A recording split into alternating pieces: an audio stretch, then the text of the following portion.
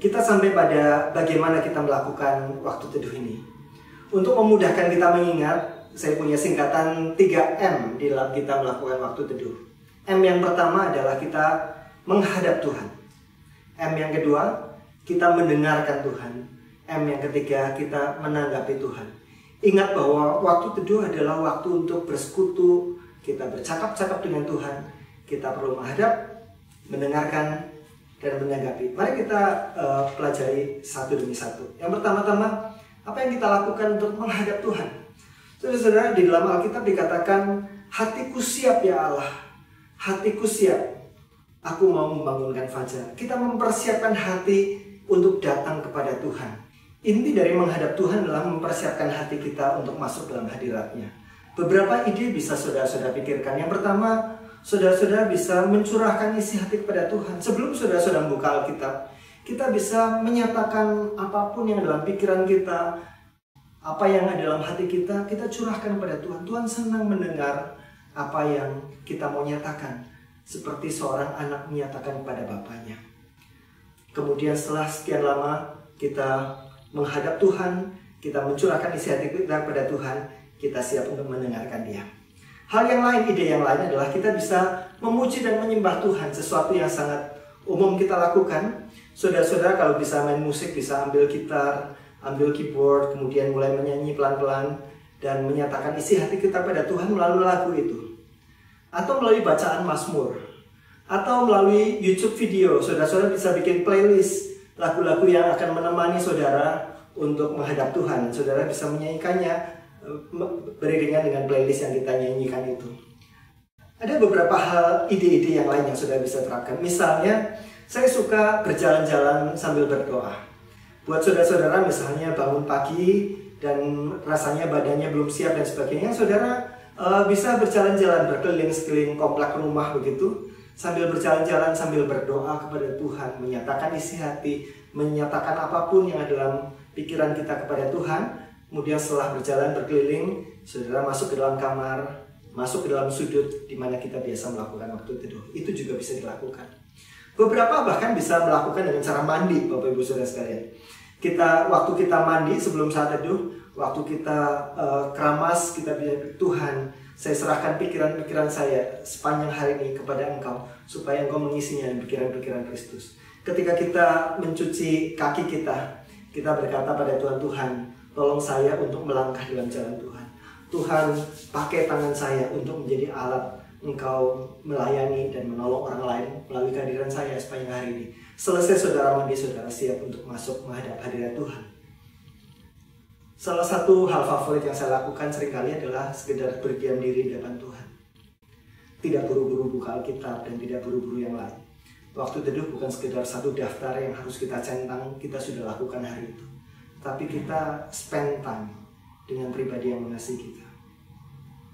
Saya biasanya membuat kopi, saya mencium aroma kopi itu, saya duduk dan menikmati kehadiran Tuhan. Menikmati hadirat Tuhan seringkali tidak perlu kita berkata-kata banyak. Kita menikmati Dia. Dan setelah sekian lama kita membuka firman Tuhan untuk mendengarkan Dia. Ada banyak cara. Saudara-saudara, langkah pertama menghadap Tuhan, mempersiapkan hati datang kepada Dia di dalam persekutuan. Yang kedua adalah yang kedua adalah mendengarkan Dia. Saudara-saudara perhatikan bahwa saya tidak menggunakan kata membaca Alkitab, tetapi mendengarkan Dia. Tuhan adalah Tuhan yang terus menyatakan diri. Dan ketika Tuhan menyatakan diri, Tuhan bisa melakukannya dengan berbagai cara, dengan peristiwa-peristiwa, dengan berbagai cara yang lain, melalui saudara seiman kita, melalui khotbah yang kita dengarkan. Tetapi salah satu cara yang Tuhan senang lakukan adalah Tuhan menyatakan diri melalui firman-Nya ketika kita bersekutu secara pribadi dengan Dia. Jadi kita bukan sekedar membaca sebuah buku, tetapi kita mendengarkan seorang pribadi yang hadir bersama-sama dengan kita pada saat itu. Nah, untuk ini saudara-saudara, saya sangat menyarankan saudara punya rencana pembacaan. Jangan ketika kita masuk dalam saat teduh kita langsung buka Alkitab, kita buka yang mana sesuai dengan apa yang tangan kita mengarahkannya, bukan seperti itu. Kita perlu rencana pembacaan. Saudara-saudara bisa membaca Alkitab secara berurutan misalnya, atau saudara-saudara punya buku panduan untuk waktu teduh, kita bisa mengikutinya. Pilih buku panduan yang baik Dan ketika saudara membacanya, ada beberapa sikap hati yang kita perlu punyai. Kita bisa membaca dengan kita berdoa, Tuhan, nyatakanlah kepada saya apa yang Tuhan mau nyatakan apapun. Dan beri saya daya tangkap rohani untuk boleh mendengarkan Kau. Dan kita mungkin baca 1 kali, baca 2 kali, baca 3 kali.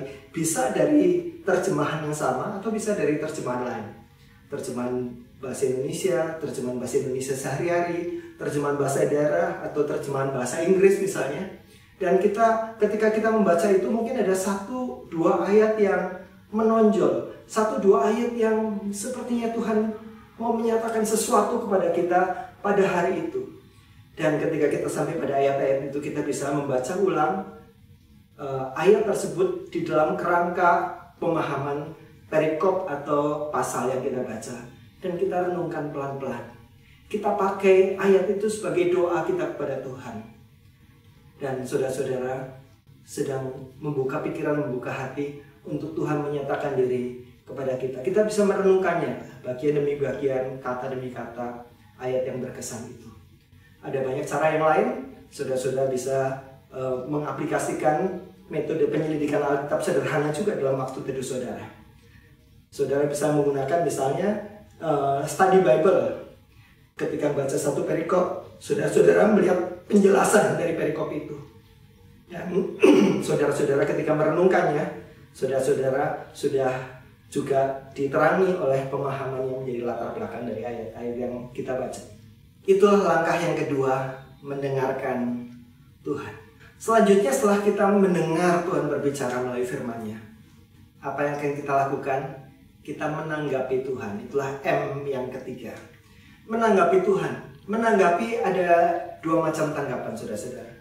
Yang pertama, tanggapan dalam bentuk doa. Ketika Tuhan menyatakan diri tentang kemuliaannya, kita mungkin akan memuji dan menyembah Dia. Ketika Tuhan menyatakan kesalahan kita di dalam kekudusan Tuhan, kita melihat keberdosaan diri kita mengaku dosa. Ketika Tuhan menyatakan kebutuhan orang-orang di sekitar kita, ketika kita membaca Alkitab, kita bisa berdoa syafaat. Ketika Tuhan menyatakan betapa banyaknya yang Tuhan sudah kerjakan dalam kehidupan kita, melalui karyanya, melalui penyertaannya dan sebagainya, hati kita dipenuhi ucapan syukur dan kita mengungkapkannya kepada Tuhan. Itu tanggapan doa. Tanggapan bisa berupa tanggapan doa, tetapi bisa juga berupa tanggapan penerapan. Ketika Tuhan menyatakan diri kepada kita, misalnya, suatu saat saya membaca Alkitab dan bagian itu menjelaskan tentang orang fasik itu seperti sekam yang mudah ditiup angin, mudah terombang-ambing ke sana kemari. Dan saya merenungkannya, ada beberapa orang yang saya kasihi yang hidupnya seperti itu. Tergantung siapa temannya. Temannya baik jadi ikut baik, temannya jahat jadi ikut jahat. Kemudian Tuhan meletakkan satu nama dalam hati saya untuk saya doakan. Saya mendoakannya. Saya datang pada Tuhan meminta untuk dia. Dan mungkin sepanjang hari itu kita coba kontak orang itu. Jadi ada tanggapan yang sifatnya doa, ada tanggapan yang sifatnya penerapan, ada sesuatu yang kita lakukan. Mungkin ada orang yang perlu kita kunjungi, ada suatu kegiatan yang sudah lama kita lupakan, kita bisa kerjakan, Tuhan ingatkan sesuatu. Itulah menanggapi Tuhan. M yang ketiga. Di dalam 3M ini, menghadap Tuhan, mendengarkan Tuhan, menanggapi Tuhan, kita sedang berelasi, kita sedang bercakap-cakap dengan Tuhan. Bukan sedang melakukan monolog, bukan sedang melakukan suatu hal yang mekanis. Nah, saudara-saudara, itulah 3M. Nah, pertanyaannya, bagaimana kita memulainya? Saya akan kutipkan perkataan Henry Nouwen mengatakan demikian. Waktu bersekutu dengan Tuhan itu dimulai dengan menyediakan waktu dan tempat bagi Tuhan dan hanya Tuhan saja. Ada 2 hal yang kita perlu sediakan. Kita perlu menyediakan waktu, kita perlu menyediakan tempat bagi Tuhan dan hanya Tuhan saja.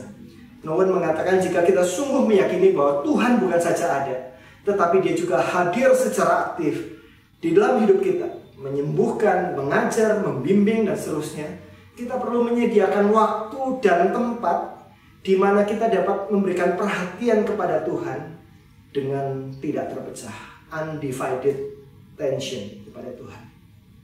Dimulai dengan 2 hal itu. Maka saudara-saudara, sebelum kita mengakhiri seluruh pembelajaran kita tentang waktu teduh ini, saya ingin saudara-saudara memikirkan dua hal, waktu dan tempat. Saudara-saudara bisa mendiskusikan dengan orang lain dalam kelompok kecil, kapan waktu terbaik dan waktu yang kita bisa teratur, tidak terlalu banyak gangguan kita melakukan waktu teduh. Saudara perlu tetapkan itu, tidak bisa dengan abstraksi saja. Karena saya yakin kalau kita tidak bisa menetapkan waktu, besoknya lagi dan seterusnya, kita hanya akan memiliki konsep tentang waktu teduh tetapi tidak punya penerapan. Tetapkan waktu, kapan kita akan secara teratur melakukannya. Yang kedua, tempat. Tempat manakah di mana kita bisa paling tenang dan paling tetap mengerjakannya, melakukannya. Saudara pikirkan waktu dan tempat ini. Dan ketika saudara-saudara menetapkan itu, saudara coba lakukan itu. Dan minggu yang akan datang, bicarakan kepada teman-teman, sahabat-sahabat rohani kita. Di dalam kelompok, katakan, oh ternyata waktu ini waktu yang baik, atau tempat ini adalah tempat yang paling enak buat kita saat teduh, atau sebaliknya, kita perlu memikirkan ulang waktu dan tempat yang lain. Dan terus bicarakan bagaimana berkat-berkat yang kita alami, hambatan-hambatan yang kita alami dalam waktu teduh. Kalau kita melakukannya bersama-sama dengan orang lain, maka kita akan lebih tertolong untuk konsisten. Dan ada berkat kita bisa punya kesempatan bagikannya. Ada kesulitan hambatan, kita tidak berlama-lama dalam hambatan itu, karena ada teman-teman yang juga bisa menolong kita punya perspektif yang berbeda. Saya mengutipkan perkataan dari Max Lucado di dalam seluruh rangkaian tentang waktu teduh ini. Dia menulis dalam buku Just Like Jesus. Dia bilang begini, orang yang hidup bersama dalam waktu yang lama akan mulai terdengar sama. Berbicaranya akan mirip. Berpikirnya juga akan mirip. Ketika kita hidup bersama dengan Tuhan dalam waktu yang lama, kita akan mulai mengambil pikiran-pikirannya. Kita akan mulai mengambil prinsip-prinsipnya. Kita akan mulai mengambil sikap-sikapnya. Dan lama-lama kita akan mulai mengambil hatinya menjadi hati kita. Itulah yang dikerjakan waktu teduh. Kita lakukan dengan konsisten dalam waktu yang lama.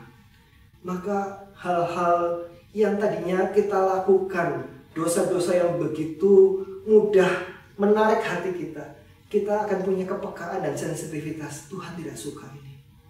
Ketika ada bagian-bagian kehidupan kita di mana kita merasa gelap, terpuruk dan sebagainya, kita tahu bahwa Tuhan hadir, Tuhan berbicara, Tuhan bersama-sama dengan kita seperti Bapa sayang kepada anaknya. Saudara-saudara, jangan puas hanya dengan belajar tentang waktu teduh. Alami dia secara pribadi, kecap dan lihat sendiri. Tuhan memberkati.